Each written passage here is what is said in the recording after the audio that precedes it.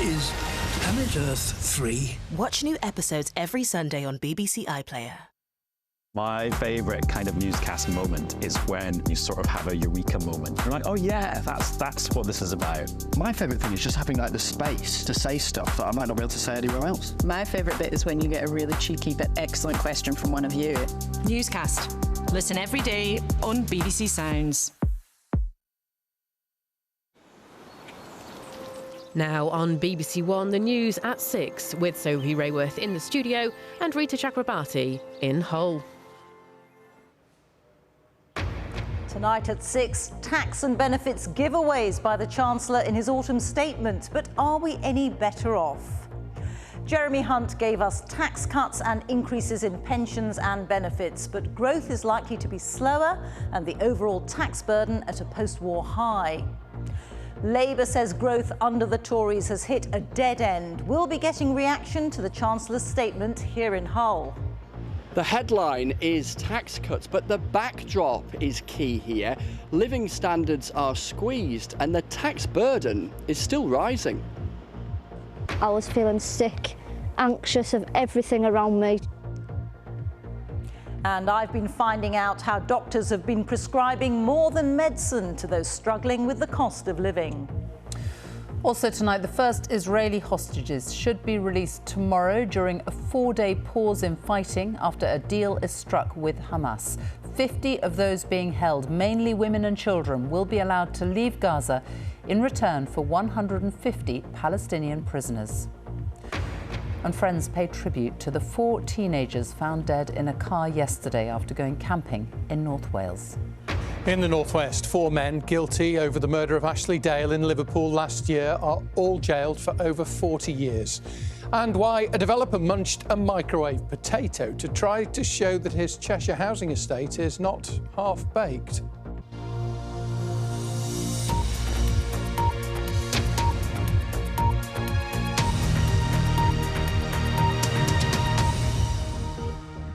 Good evening from Hull. We are at the Street Life Museum, which celebrates this great port city's economy and transport. We've been listening here to the Chancellor Jeremy Hunt in his autumn statement, unveiling his tax and spending plans for the year ahead, including measures affecting the take-home pay and household budgets of millions of people.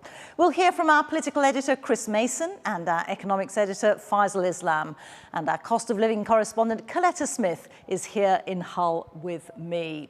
But first, let's look at some of the measures announced. There'll be tax cuts, including a cut in national insurance from 12% to 10% for 27 million people. The state pension will increase by 8.5%, and universal credit and disability benefits will rise by 6.7%. But those on welfare must take a work placement if they're still looking for a job after 18 months or risk losing their benefits.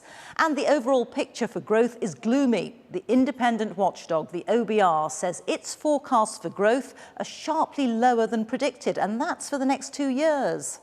The OBR also says that despite today's tax cuts, the overall tax burden is set to rise to a post-war high. Labour says growth has hit a dead end under the Tories and that tax cuts would not remotely compensate for hikes already put in place. Well, let's get a first assessment from Faisal. Reeta, the Chancellor was keen to depict this moment as a turning point. And it was a turning point in economic policy a year on from the mini-budget turmoil. The Office of Budget Responsibility said that Jeremy Hunt received a £27 billion windfall, which he chose not to spend on protecting public services from rising inflation, but instead on returning some of those tax rises to businesses and in a bigger than expected national insurance cut. But with growth falling versus expectations, with inflation higher than expectations, the tax burden at a record and disposable income falling, it isn't really just yet a turning point in the actual economy. Faisal, thank you very much. We'll get more from you in just a moment, but let's hear now from our political editor, Chris Mason in Westminster. Days like today here come with a certain anticipation. Smile on his face, the autumn statement under his arm. Now the right time for tax cuts, Chancellor. And the questions beginning for Jeremy Hunt. I now call the Chancellor to make the autumn statement. Jeremy Hunt. The big thing talked up in advance of today was tax cuts, and here was the main one for many workers. Today, Mr. Speaker, I'm going to cut the main 12% rate of employee national insurance by 2 percentage points from 12% to 10%. That change will help 27 million people. It means someone on the average salary of £35,000 will save over £450. And Mr Hunt said this cut would happen in early January. But the overall tax burden is still rising, albeit a little less than it would otherwise have done. For the self-employed, there was a tax cut too, the abolition of what is known as Class 2 national insurance and a cut in Class 4 national insurance. Taken together with the abolition of the compulsory Class 2 charge, these reforms will save around 2 million self-employed people an average of £350 a year from April.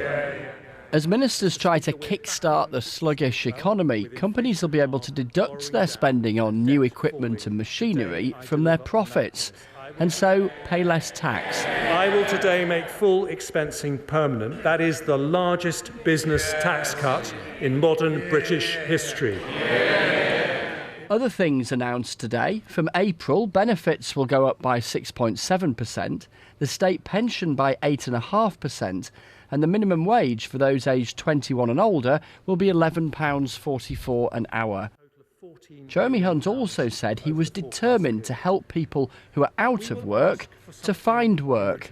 And if after 18 months of intensive support, job seekers have not found a job, we'll roll out a programme requiring them to take part in mandatory work placement. And if they choose not to engage with the work search process for 6 months, we will close their case and stop their benefits.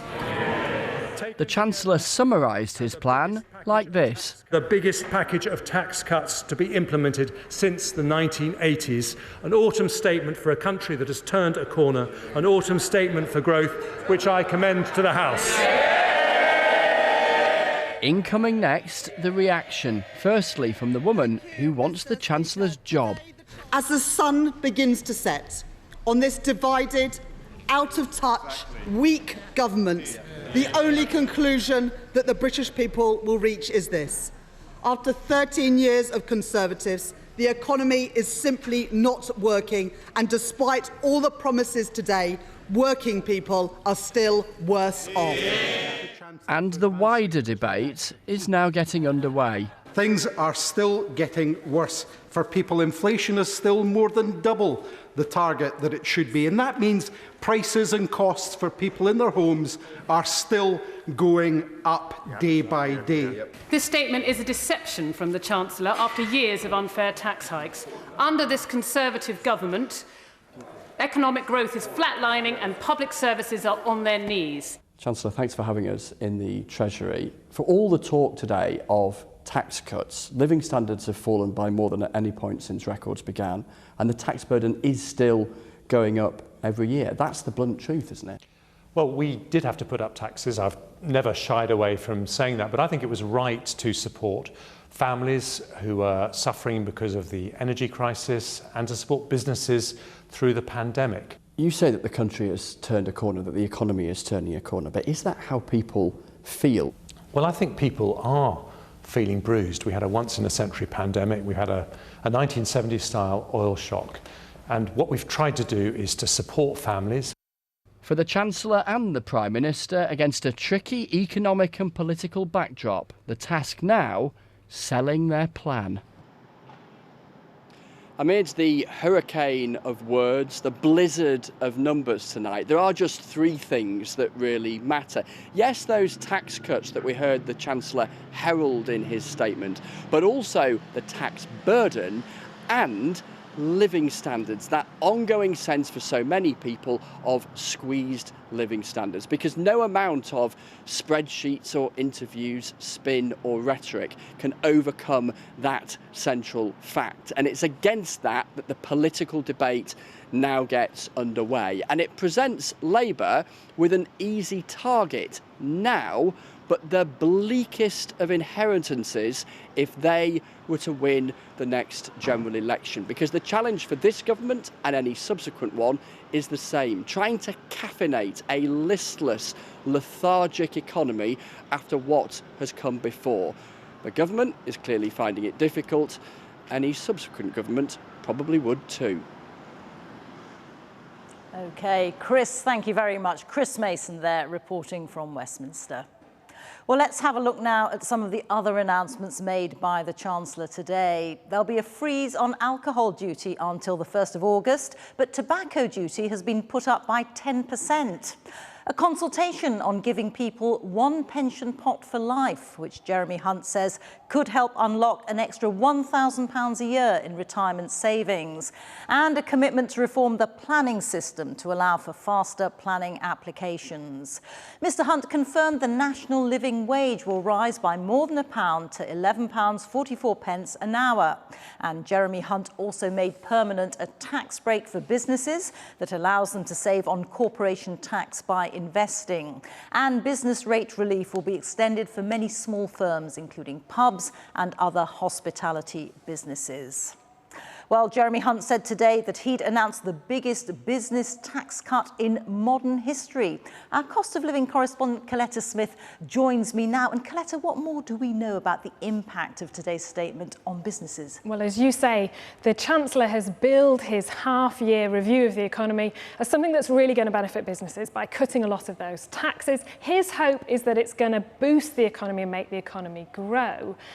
As you would imagine, business leaders broadly welcoming today's statement. But in terms of how people will feel that in their own personal finance, even if the economy does grow, it will take a while for that to trickle down into household budgets. Rita, I spend most of my days talking to people who are currently struggling to make ends meet, for whom they may already be in debt. They certainly don't have reserves to fall back on. And those central costs are still rising, whether it's mortgages, rents or food prices. So I've spent the day here in Hull talking to people about the impact of today's announcements on their personal finances. To £221.20 a week. Pensions will increase in the spring, which is a relief for June. Oh yes, I'm sure it'll make a difference. My husband's not very well and I feel that he needs good food. What I would like to know is, will there be help for his old age pensioners before April?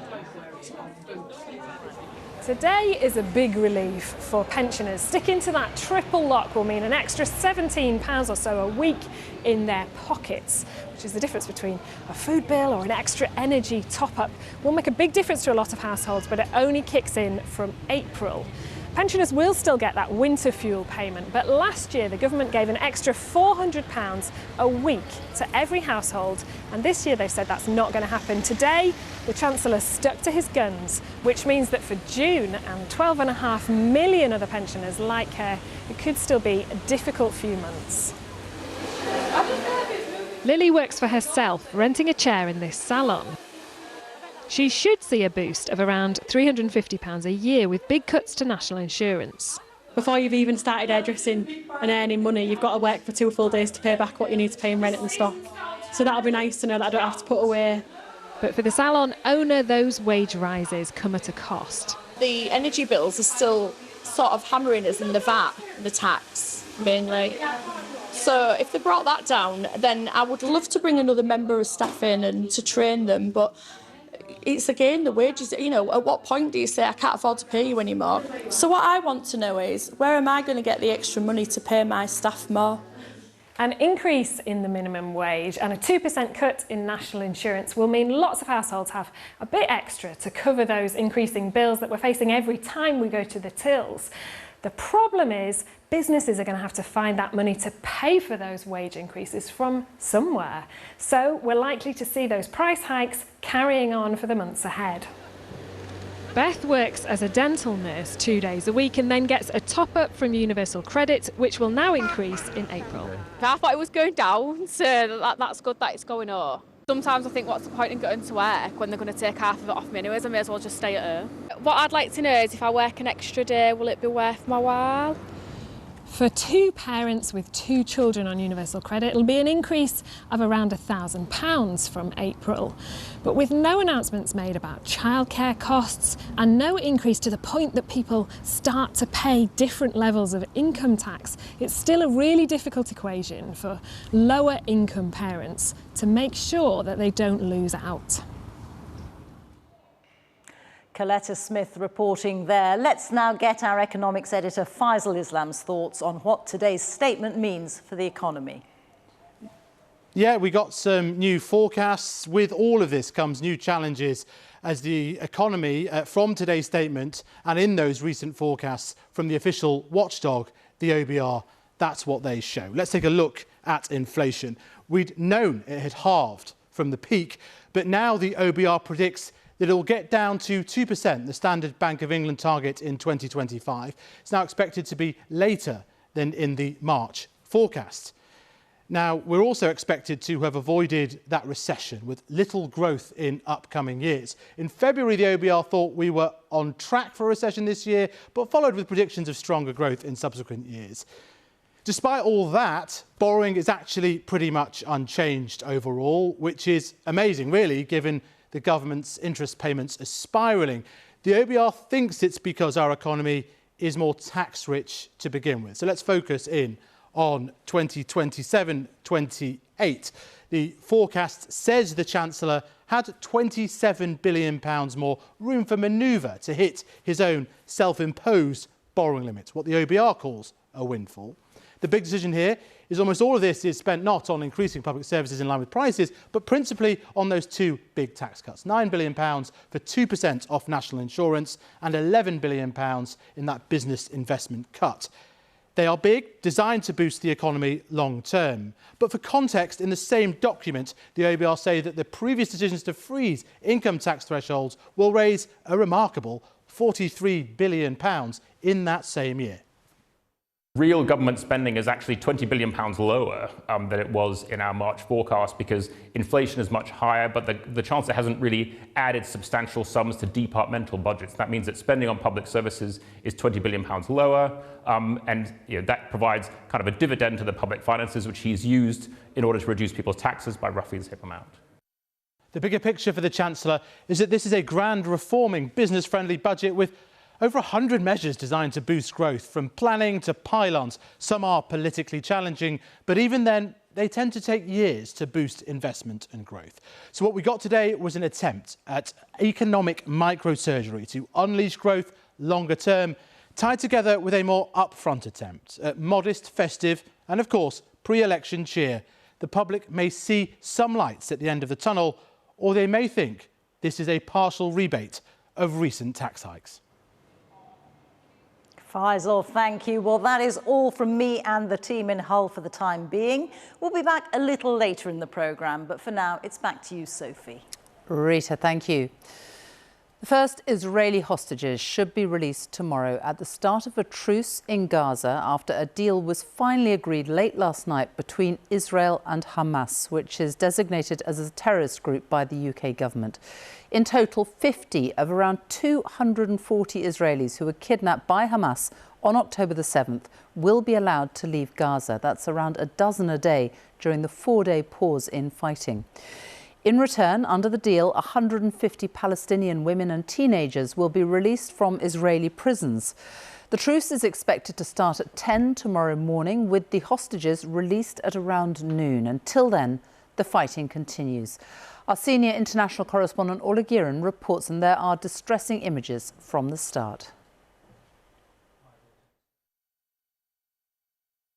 A reminder of how all this began on October 7th. Hamas gunmen storming across the border from Gaza, hunting Israelis to kill or capture. Around 240 were taken hostage. Among them, Cherie Bibas, trying to shield her 2 young sons, an image that went around the world. Now they and their mother could be freed as part of a deal to release 50 women and children. Kafir is just 10 months old and always smiling. Ariel is 4 and loves climbing and Batman. Shiri's cousin Ifat is caught between hope and torment. I don't know what kind of children will come back to us.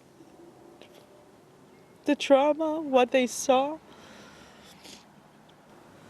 And until I see them in my own eyes, I don't believe any lists of names, and I don't believe any news coming today from anywhere. I need to see them in my own eyes. I need to hold my cousin in my arms.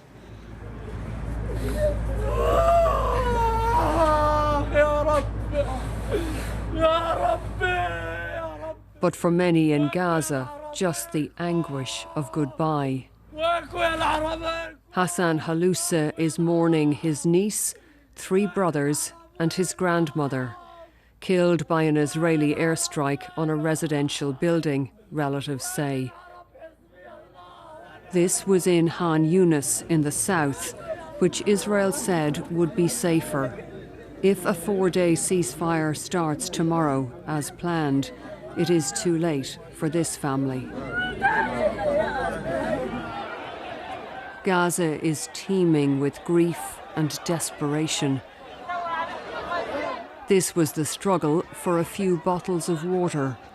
Hundreds of trucks of food, fuel and medical supplies are to be allowed in during the ceasefire.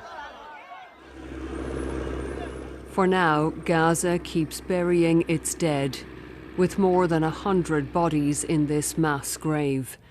We don't know exactly how they died, but some came from Al-Shifa hospital, Israel releasing the remains on the eve of the truce. Well, the ceasefire is due to come into effect at 10 a.m. tomorrow morning local time. That's 8 a.m. UK time.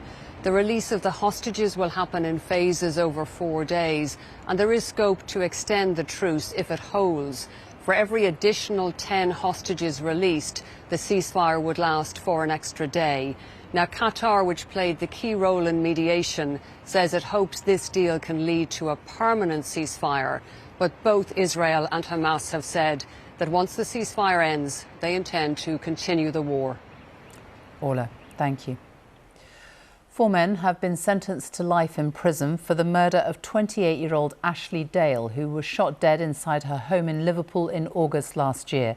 The trial heard that Ashley Dale's boyfriend was the intended target of the attack. Her mother called the killers monsters. Nick Garnett is at Liverpool Crown Court for us now. Nick. Yes, this was a brutal, cold and vicious murder, and the sentences handed down reflect that. James Witham, who was 41 years old, was given 43 years in prison. He was the gunman. Niall Barry, 47 years, because not only did he plan it, but he supplied the gun as well. Joseph Pears, who drove the getaway car, gets 41 years, and Sean Zeiss, who planned it, 42 years. Ashley's mother, Julie, spoke to the court before the sentences were handed down. She turned to face the 4 men. "I will never, ever forgive you," she said. "I hope my words haunt you, and when you go to sleep at night, you see my baby girl's face, as I do, every single night." Now, at that point, Witham, who had been the gunman, got up and ran out of the dock and past the prison officers and hid in a corridor until he was sent back to court. He and the 3 others will now face 173 years in total in prison. Nick, thank you. The mother of one of the 4 teenagers who were found dead in a car in North Wales yesterday says she feels like she's in a nightmare she can't wake up from. The bodies of Jevon Hurst, Harvey Owen, Will Fitchett and Hugo Morris were discovered yesterday. The friends from Shropshire, aged between 16 and 18, had gone on a camping trip at the weekend. Our correspondent Phil Mackey reports. Today the news began to sink in Llanfrothen, near where the crash happened. It was a moment to reflect. 4 young lives lost in a crash in a remote corner of North Wales. College friends from Shrewsbury, Jevon Hurst, Harvey Owen, Wilf Fitchett and Hugo Morris went on a weekend camping trip but never came back. A candle marked the spot where their silver Ford Fiesta left the road. It was found upside down and partially submerged. In Shrewsbury, friends who are unused to bereavement are struggling to deal with the feelings that go with it. It doesn't feel real to think that they're not going to be here anymore. Yeah, it's just a horrible feeling all around, knowing that some lads who are so close to, seen almost every single day, I'll never see again, never hear their voice again. It's a horrible feeling. You've got to just continue to try and make the most without them and just make something good out of this horrible time. The steps at the college the boys attended have become a makeshift shrine during the day. We've seen lots of students coming along arm in arm, many of them in tears, clearly struggling with what's happened, and the college has said it's been offering them support. Writing on her business's Facebook page, Harvey Owen's mum, Crystal, said, "I feel like I'm in a nightmare I wish I could wake up from, but I'm not." The restaurant where Harvey worked has paid tribute too, calling him easygoing, warm, funny, gentle, bright, hardworking and humble. Tonight, the tributes are growing and the boys' hometown is in mourning. Phil Mackey, BBC News, Shrewsbury. The public inquiry into the crimes of serial killer Lucy Letby has formally begun, although hearings may not begin until next autumn. The inquiry will examine how the nurse was able to murder 7 babies and try to kill 6 others. It will also look at how the NHS handled the case and its response to doctors who raised concerns. Hundreds of jobs are at risk after the owner of Scotland's only oil refinery at Grangemouth announced that it could close in 18 months' time. Its owner, Petro Ineos, said it plans to turn Grangemouth into a terminal for importing fuel. The BBC has been told that, if confirmed, the move would result in at least 400 job losses. That's it from us here in the studio. Back now to Hull. Sophie, the Chancellor delivered his statement against a backdrop of people really struggling with the cost of living crisis. Here in Hull, GPs say that they've seen a clear rise in the number of patients coming to see them with mental health problems linked to financial worries. One of the tools now available to doctors is social prescribing, where they can refer patients for non-medical treatment, such as gardening, and also advice services to help with issues like debt. It can work wonders, as I found out. My anxiety made me not want to leave the house at all. I was feeling sick, anxious of everything around me. Yeah, I used to cry quite a lot because it's I felt like it was running my life, like I can't do anything. Katie found herself in her mid-30s dealing with a series of personal tragedies. The obvious person to turn to was the doctor for medication. A lot of it was worry about financial issues, like how am I going to pay my rent? How am I going to eat? Am I going to feed the cats? Anything and everything just got me down. It wasn't just the GP who helped her. He referred Katie to an NHS social prescriber. Follow us down to the room. Yeah, not a problem. Yeah. Someone who could help her in all areas of her life, with her gambling addiction, with managing her finances, even helping her leave the house. She gave me the confidence to go out and do things and, instead of just being stuck depressed. I did have a scratch card addiction, which was struggling, and I shouldn't have done that, but I've stopped that. I've stopped my online gambling as well, so that's helped better as well, because they've helped me here, you see. They've helped me, financially, of what to do, of how to stop my gambling. Coming here has given me the confidence. And Katie is one of 200 patients whom Cara helps. The first appointment is an hour long, so Cara can get to the bottom of her patients' problems. Probably 90% of the time of the patients that I'm seeing is they are struggling with a mental health of some sort, generally anxiety, depression, stress, finances. For a lot of people at the minute with the cost of the living crisis, it's impacted so many people, and again that interlinks them with mental health problems. The doctor at Katie's surgery told me tens of thousands of patients have been referred for social prescribing across the region, which has one of the highest levels of deprivation in the UK. Ultimately, it means fewer visits to the doctor and less pressure on the NHS. So one of the benefits might be that patients who frequently attend or access services, because they're unsure of where to go to solve some of these difficulties, will actually, if those needs are getting addressed, will attend less frequently. I feel more like I can go out. And For Katie, it's been life-changing. So I've not actually had to visit my GP for a while because it's like helped me, like I said, mental and physical health. I've not had to really go to the doctor to get any help for anything. So you've got your life back on track? A lot better, yeah. Katie, who's benefited so much from a new way of treatment.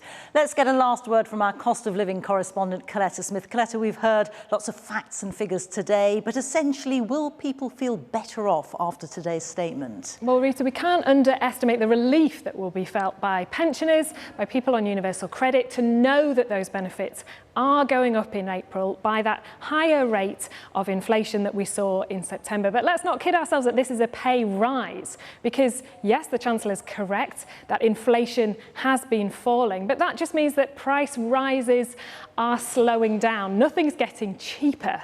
And in fact, the cost of living crisis has deepened the divide across the UK. So for people living in cities like here in Hull, in fact, anywhere outside of the south of England, are facing effectively higher increases in their cost of living because they're more exposed to energy price shocks, they're more exposed to fuel prices because they're more car dependent. OK, many thanks, Coletta Smith there. OK, it's time for a look at the weather, and Louise is here with me in Hull. Louise.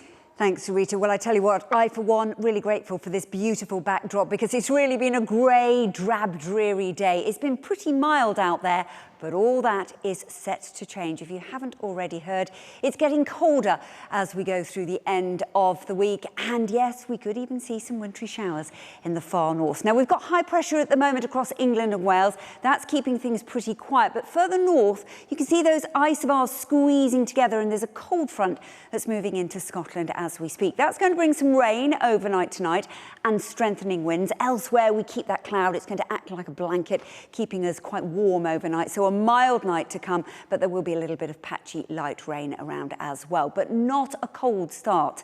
Now, it will be a pretty grey, damp, drizzly affair across England and Wales. Hopefully tomorrow we're a little bit more optimistic that the cloud will thin and break up. Our weather front further north, that's going to sink south into Northern Ireland and Northern England, and behind it we'll see the best of the sunshine perhaps into Scotland, but here we're starting to see that cold air. So 3 to 7 degrees in northern Scotland and central areas. Further south of that front, we still just hang on to double digits. It's not going to last, though. Our front sinks its way steadily south. Not that much in the way of rain on it as it does so, but it will open the back door for those temperatures to fall away and that cold Arctic air to be really quite a dominant feature. So on Friday, quite a quiet start. There will be some sunshine around, windy gales on exposed north and east coast. Sunny spells, but a real noticeable difference to the feel of the weather for all of us on Friday, really feeling quite cold.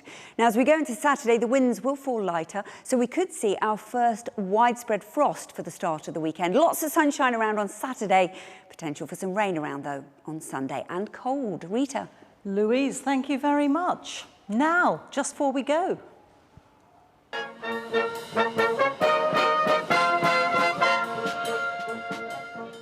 A twist on your traditional marching tunes for the changing of the guard at Buckingham Palace as homage is paid to South Korea's music influence with a medley of K-pop, including Gangnam Style, all part of a full ceremonial welcome for South Korea's president on his state visit. Well, that is tonight's BBC News at 6. We'll be back here at 10 with more on today's announcements from the Chancellor. But now it's time to join our colleagues for the news where you are. But from now, from Hull, goodbye. Hello, good evening. Welcome to North West Tonight. I'm Roger Johnson. Thank you for joining us. Our top story. 4 men guilty over the murder of Ashley Dale in Liverpool last year are all jailed for over 40 years. The use of a military-grade submachine gun to kill a young woman in her own home at night in a planned shooting of the occupants of that house is beyond any understanding.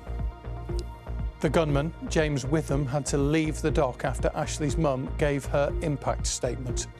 Also tonight, why a developer munched a microwave potato to try to show his Cheshire housing estate is not half-baked.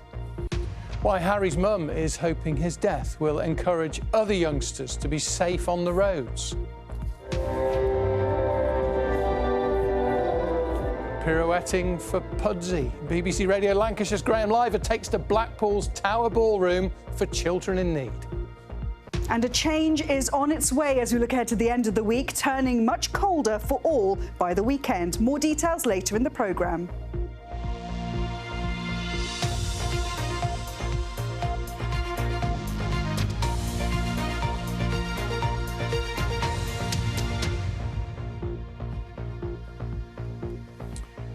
Four men have each been told that they will spend more than 40 years in prison for murdering Ashley Dale in Liverpool.